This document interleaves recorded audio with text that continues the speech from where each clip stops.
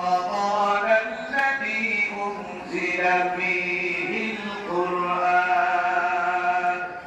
রমজান মাস হলো সেই মাস যেই মাসে আল্লাহ তাআলা কোরআন নাযিল করেছেন। একটি মাত্র রাত্রি এই মাসের ভিতরে থাকার কারণে 12 মাসের ভিতরে এই মাসের মর্যাদা সবচেয়ে বেশি। সুবহানাল্লাহ। এই মাসে যতগুলো ইবাদত আছে আপনারা বহুদিন আগের কথা শুনে কই গেল আপনারা যখন ঈদের ময়দানে আসতেন আর ঈদের ময়দানে আসার সময় মার কাছে দোয়া নিয়ে আসতেন, বাবার হাত ধরে আসতেন, কথা বলে ঠিক কিনা? ভিডিও করে দেখতেছি। কোন একজন ব্যক্তি তার সন্তানকে লেখাপড়া করাইছেন, লেখাপড়া করতে গিয়ে চাকরি করছে বাইরে, যোগাযোগ রাখে না, বাবার সাথে যোগাযোগ না রাখার কারণে তার মা অসুস্থ হয়ে গেছে।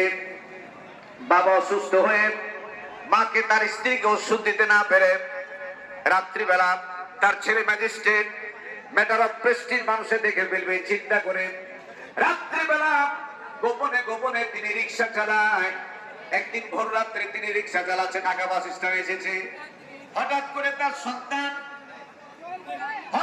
সন্তান এসেছে। আসার পরে বলতেছে, রিক্সাওয়ালা তুমি চলো, রিক্সা নিয়ে চলো। রিক্সা চালাতে পারে না, পিঠে ধাক্কা দেয়, আবার পিঠে ধাক্কা দেয়, রিক্সা চালাতে পারে না। কিছু দূর যাওয়ার পরে রিক্সাটা নেমে গিয়া বলছে, স্যার আমার চেহারার মধ্যে একবার লাইট মারে, আপনার মোবাইলের লাইটটা দেন। এই স্যার যেমন চেহারা দেখেছে, দেখতেছে এই রিক্সা চালো আর কেউ নয়, তার বাবা। নিজের বাবা রিক্সা চালাচ্ছেন এবং বলতেছে বাবার পা ধরে পড়ে গেছে। রিক্সা চালাচ্ছে কারণে তোমার মা 3 দিন ধরে হার্ট অ্যাটাক করেছে। তাড়াতাড়ি করে বাড়ি নিয়ে গেল। বাড়িতে নিয়ে যাওয়ার পরে ঝুঁকতে পারে নাই, তার মা 10 মিনিট আগে দুনিয়া থেকে বিদায় নিয়েছে। যেমন তার মা বিদায় নিয়েছেন, হঠাৎ করে তার বাবা ওর স্ত্রীর ইন্তেকালের পরে 10 মিনিট পরে হার্ট অ্যাটাক করে দুনিয়া থেকে বিদায় হয়ে গেল। এই যে মা দুনিয়ার থেকে, বাবা দুনিয়ার থেকে চলে গেল, টাকা পয়সা সম্পদ নিয়ে কিছুই করতে পারবেন না। ভালো কাজে যদি লাগান, সবচেয়ে ভালো কাজ হচ্ছে মা বাবার খেদমত করা। আল্লাহ তাআলা মা বাবার খেদমত করলে আল্লাহ রাজি হয়ে যাবে। জোরে বলেন সুবহানাল্লাহ। রাসূল বলেছেন, হুমা জান্নাতুকা ওয়া নারুকা, আও কামা ক্বালা নবী সাল্লাল্লাহু আলাইহি ওয়াসাল্লাম, তোমার পিতামাতাই হলো তোমার জন্য জান্নাত, তোমার পিতামাতাই হলো তোমার জন্য জাহান্নাম। রোজা রেখেছেন, সব করেছেন, কিন্তু বাপ মা আপনার জন্য নারাজ। আপনার রোজা, তারাবি, সেহরি, ইফতারি কোনো কাজে আসবে না।